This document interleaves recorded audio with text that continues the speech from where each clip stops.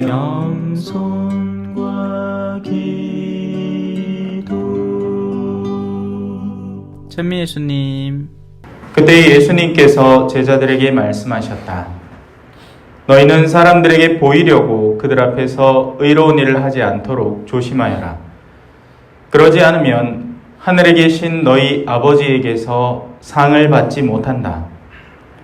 그러므로 내가 자선을 베풀 때에는 위선자들이 사람들에게 칭찬을 받으려고 회당과 거리에서 하듯이 스스로 나팔을 불지 마라. 내가 진실로 너희에게 말한다. 그들은 자기들이 받을 상을 이미 받았다. 내가 자선을 베풀 때에는 오른손이 하는 일을 왼손이 모르게 하여라. 그렇게 하여 내 자선을 숨겨두어라. 그러면 숨은 일도 보시는 내 아버지께서 너에게 갚아주실 것이다. 너희는 기도할 때 위선자들처럼 해서는 안 된다. 그들은 사람들에게 드러내 보이려고 회당과 한길 모퉁이에 서서 기도하기를 좋아한다. 내가 진실로 너희에게 말한다. 그들은 자기들이 받을 상을 이미 받았다. 너는 기도할 때 골방에 들어가 문을 닫은 다음 숨어 계신 내 아버지께 기도하여라. 그러면 숨은 일도 보시는 내 아버지께서 너에게 갚아주실 것이다.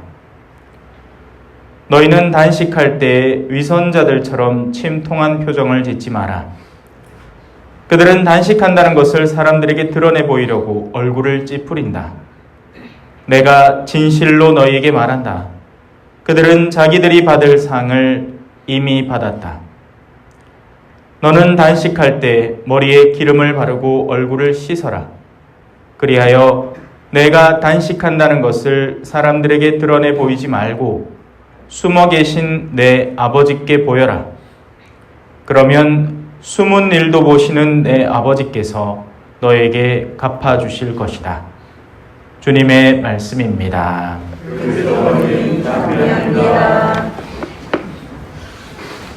천미 예수님. 그 사이에 저는 일이 많았습니다. 중간에 한번 쓰러져가 병원에 입원해가 치료받고 나왔습니다.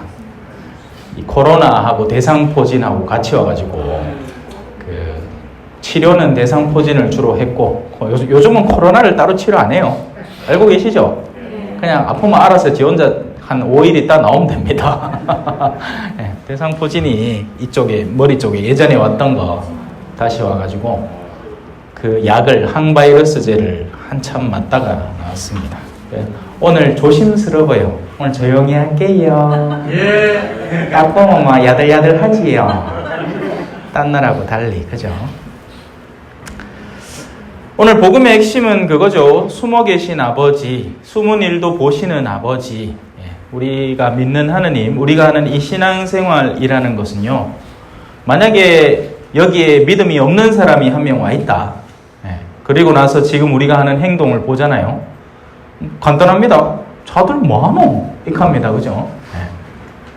이 좋은 날, 이 뜨거운 여름에 오늘 날 덥고 무리하게 시원하게 밖에 나가 놀지 뭐 한다고 여기 앉아가고 이렇게 하고 있노? 그죠? 왜냐하면 그들은 이 일련의 미사의 행위의 내적 가치를 알지 못하기 때문입니다. 이 자석이 있잖아요. 자석. 그죠? 어릴 때부터 왜 우리 자석 많이 갖고 놀았습니다. 그죠? 자석이 있지만 자력은 보이지 않아요. 하지만 그 자력은 모래사장에 한번 쑥 휘젓고 나면 이게 어떤 자석인지가 금방 나타납니다. 그죠? 종이 하나 딱 씌워가지고 모래사장에 한번 쑥 훑고 나면 자력이 강한 건 작아도 거기 따라오는 철가루가 엄청 묻어 나옵니다. 하지만 자력이 약한 건 암만 자석이 커도 별로 안 묻어 나와요. 그죠? 이 사람의 겉으로 보이는 외적인 영역과 그 내면에 흐르는 것은 전혀 다른 겁니다. 겉으로 멀쩡히 보이는 사람인데 나중에 보면 또라이 짓 하는 사람이 있어요. 그죠? 하지만 그런 것들은 겉으로만 봐서 드러나는 것이 아닌 내면의 그 자력이 이미 형성되어 있는 겁니다. 참새가 방앗간을 그냥 지나갑니까? 못 지나갑니다. 지나갈 때도 있지. 헤헤, 안 돼봤구나, 참새. 물론 그냥 지나가기도 하겠지만, 참새는 웬만하면 방앗간을 그냥 지나가지 못하는 법입니다. 왜냐하면 곡물에 대한 갈망, 욕구, 맛있는 알곡에 대한 욕구가 내면에 생생히 살아있으면 살아있을수록 그 알곡이 가까이 있을 때 거기를 그냥 지나칠 수 없다는 이야기죠. 수많은 여인들이 이 쇼핑가를 이렇게 지나가겠지만 내면의 강렬한 욕구에 사로잡힌 여성과 그냥 존엄함을 갖춘 여성의 행동 거지는 완전히 다를 수밖에 없습니다. 보통 그렇죠. 남자들은 백화점 가서 뭐 사라 하면 지가 살 거를 딱 알고 가게층을 딱 알고 글로 직통 스트레이트로 갑니다. 그죠? 하지만 자매님들은 아니죠. 어머야 여봐라 어머야 여봐라 어머야 이 하면 막 시간이 막 3시간 4시간이 막 흘러요. 그죠? 백화점 그렇게 만들어놨어. 그죠? 1층부터 해가지고 그런 걸 보라고. 예. 그게 내면에 있는 그 극단적인 차이가 드러내는 외견의 모습이 되는 거죠. 사실 외견은 부차적인 거예요. 내면이 중요한 거라고요. 이런 것도 있죠. 어린 시절부터 부모님의 사랑을 올바로 받지 못한 사람은 내면이 어딘가에 굶주려 있게 됩니다. 그래서 이제 그런 여성들이 보통은 거친 남자를 막 찾는 거예요. 왜냐하면 내면이 굶주려 있기 때문에 엉뚱한 방향의 남성상을 가지고 자신의 배우자를 찾아버리는 겁니다. 그래가 연애할 때야 멋있지 안 그래요? 말보로 한 대 딱 피면 어머야 우리 남자는 담배 풀 때도 제일 멋있다 하는데 나중에 같이 붙어 살마 막 밤에 잘 때 비계를 덮어 씌울까 말까 막 고민을 막 3-4번씩 합니다. 그죠? 네. 그래요. 자, 그래서 그 이야기를 하는 겁니다. 숨어 있는 일을 보시는 하느님이에요. 겉으로 아무리 거룩한 척, 겉으로 아무리 선한 척, 가난한 이를 실질적으로 돕는 척을 한다 하더라도 사실 하나님은 그 내면에 흐르는 영역들을 더 확연하게 바라보고 계시는 겁니다. 그래서 오늘 일독서에는 저마다 마음에 작정한 대로 실행하라고 합니다. 마지못해 억지로 끌려서 주변에서 박수 쳐주니까 어쩔 수 없이 그렇게 하는 게 아니라 저마다 마음이 의도하는 그대로 실행해야 하는 겁니다. 보통 우리 천주교 신자들이 교무금 낼 때 이거 이대로 안 합니다. 무슨 말인가 하마 자기는 개신교 있다가 여기 왔어. 그래서 11조 하는 버릇이 들어있고 그걸 해야 마음이 편한 사람이에요. 근데 세례 떡 받는데 이제 대부대모한테 이제 교무금 이제 내야 되겠죠? 하고 하는데 대부대모가 뭐라 합니까? 야, 시작하면서부터 그렇게 많이 내면 안 된다. 큰일 났다. 와, 나중에 시무님하고 면담해가 또 다음에 또 얼마 올릴지 모르고 하있긴해. 그때 내가 솔직하게 얘기하면 될 거 아닙니까? 네. 내가 사는 현실이 이렇고 작년에는 많이 벌었으니 많이 냈지만 올해는 그렇게 안 됩니다. 그래서 이렇게 하겠습니다. 국하면 시무님 뭐라 하겠어요? 물론 저는 교무금 면담이란 걸 한 번도 해본 적도 없지만서도 우리 성당 오세요. 좋은 성당입니다. 초전 놀러 오세요. 네. 하지만 보통 신부님들은 이제 교회 재정을 이렇게 염려를 하고 하니까 그렇게 하죠. 그때 솔직하게 얘기하면 됩니다. 네. 하지만 이제 우리는 일단은 작게부터 시작해야 된다. 이런 얘기들을 많이 하죠. 마지못해 하거나 억지로 해서는 안 되는 겁니다. 하느님은 기쁘게 주는 일을 사랑하시는 거예요. 그리고 그 내면의 기쁨은 속일 수가 없는 겁니다. 우리는 내면의 기쁨을 느끼는 영역들이 고유하게 다 있어요. 우리 하사장님은 마누의 욕을 좀 해야 마음이 기쁘신 것 같고 맞아, 빵 팔 때도 기쁘더라. 웬만하면 내 안 찾아오는데 꼭 빵 광고할 때만 찾아와가지고는 얼굴에 생기가 막 돌아. 막 의아만 요 신부님을 요거 해가 유튜브에 영상을 하나 또 올리가 한 몇 명이라도 빵을 더 팔아볼까 총기가 막 돕니다. 그건 속일 수가 없는 거죠. 아니에요. 설마 빵을 팔고 싶겠습니까? 성모 울타리 공동체가 잘 되기를 바라는 거겠죠. 그 근본적인 원의가 없으면 이 짓 시작하지도 않았을 거고요. 그래요. 그래서 오늘 이 일독서와 복음 안에 내재되어 있는 가치는 보이지 않는 것을 볼 수 있도록 하자는 것이고, 그리고 그 보이지 않는 영역에서 우리의 내면의 충실도를 채워나갈 수 있도록 하자.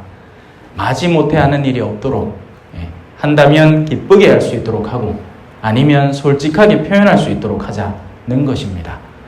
오늘 보니까 수녀님들 많이 와 계시네. 반갑습니다. 우리 수도자들이나 사제들도 마찬가지란 말이에요. 우리의 내면의 삶이 정말 기쁘게 그 삶을 살아가는 사람은 그 주변에 빛이 뿌려지기 시작합니다. 사실 수녀님들은 딴 거 안 해도 돼. 그냥 그 옷만 입고 시내 한 번만 훅 돌고 오마. 그 다음날 입교 영세하는 사람 한 3-4명 생길게. 어머야, 저 봐라, 수녀님들 계신다. 이런 필이 빡 오잖아요. 예. 근데 만약에 그런 외적인 틀에다가 우리 내면에 반짝거리는 영적 기쁨이 더해지면 이야말로 금상첨화란 말입니다. 자신의 수도 생활, 자신의 사제 생활을 정말 기쁘고 보람있게 살아가는 사람들만큼 힘 있는 사람은 따로 없거든요. 그리고 그건 굳이 사제나 수도자만이 아니란 말이에요. 여기 계신 여러분들이 성모울타리라는 공동체의 메인 밸류라고 하죠. 예, 기업 가치가 아니고 성모울타리라는 공동체의 의미를 비록 부족하지만 서로가 힘을 합쳐서 이 공동체가 잘 되기를 바라는 사람들의 모임이라는 것으로 바꿔나가면 주변에서 보면 다 안단 말입니다. 그러면 하나님은요, 이렇게 일하세요. 우리는 보면 돈이 돈을 벌잖아요. 그죠? 돈 많은 사람이 투자를 잘하고 돈을 많이 법니다. 하지만 하느님의 높은 시선에서는 하느님은 세대를 건너뛰면서 일을 하시는 분이고, 그걸 하느님의 지혜라고 표현합니다. 지혜. 지혜라는 건 넓게 보는 거예요. 우리는 영리하다고 생각해서 여기를 바라보고 요거를 철두철미하게 분석하고 요거에 대한 최대한의 좋은 장점을 계획하고 마련해서 그걸 가지고 홍보를 하고 뭐 난리를 치는데, 하느님은 보자, 아이고 저 마음 좋은 사람 하나 있네. 자, 이 연줄을 하나 딱 갖고 옵니다. 보자, 이거를 누구를 갖다 꽂아주고, 아이고 여보 목마른 사람 하나 있네. 옛다 둘이 만나라 하면 인연이 형성되는 거예요. 이런 우연한 기회들이 어마어마하게 많이 일어나는 것이 신앙 안에서 신앙에 헌신하는 사람들이 자주 겪는 일입니다. 예를 들어서 볼리비아에서 내가 누가 다쳤다 하잖아요. 거기에서는 뭐 의료보험도 제대로 안 돼 있고 엉망진창이란 말이에요. 그러면 이 비용만큼이 정말 절실하게 필요한데 거기는 돈이 없어 사람이 죽는단 말이에요. 우리는 그래도 하다못해 뭐 보건소라도 가면 되고, 그죠? 하다못해 의사 얼굴이라도 보고 죽잖아. 근데 그 동네는 진짜 돈 없으면 병원 근처도 못 간단 말입니다. 그러면 여기 필요가 생겼어요. 이 필요는 보통은 다 그 동네 이제 선교사제들한테 옵니다. 왜냐면 그 사람들이 손 벌릴 데가 아무 데도 없는 거예요. 자기 친지들, 이웃들 간에는 벌써 다 한 번씩 빌렸어. 그래, 뒤통수 한 번씩 다 맞았고. 그래, 이제 믿을 구석이라고 신부님빠에 없어. 신부님 들고 와. 그럼 내라고 무슨 동네 유진 아니잖아요. 근데 하필이면 그때 어디선가 연락이 옵니다. 그리고는 딱 필요한 그 물양만큼을 채워주는 비용으로 쪽 맞아 들어가게 돼 있어요. 진짜 신기해요. 어떤 때는 진짜 밑자리까지 거의 안 틀리고 맞아 떨어진단 말이에요. 하느님은 일을 그렇게 하시는 분이십니다. 물론 우연이겠죠. 하지만 우연이 자주 일어난다면 어떻게 하실래요? 그리고 비단 돈만이 아니란 말이에요. 말씀에 목마른 사람들과 그 목마른 사람들의 내면을 채워줄 수 있는 사람과의 유대관계도 우리는 곧잘 이런 만남을 통해서 이루어낸단 말이죠. 그래서 여러분들이 그 수혜자가 돼도 좋겠지만, 바꿔 말해서 우리가 그 호혜자, 그 은혜로움을 베풀어주는 사람으로 우리를 훈련시켜 나가야 됩니다. 그 얘기를 하는 게 이 후반부예요. 씨 뿌리는 사람에게 씨앗과 먹을 양식을 마련해 주시는 분께서 여러분에게도 씨앗을 마련해 주실 뿐만 아니라 여러 곱절로 늘려주시고 또 여러분이 실천하는 의로움의 열매도 늘려주실 것입니다. 여러분들이 작정하고 이 작업에 헌신하기 시작하잖아요. 그러면 그 일들이 자꾸 늘어나는 체험을 하게 될 겁니다. 주려고 노력해봐요. 그러면 하느님이 여러분을 채워주실 거예요. 아멘.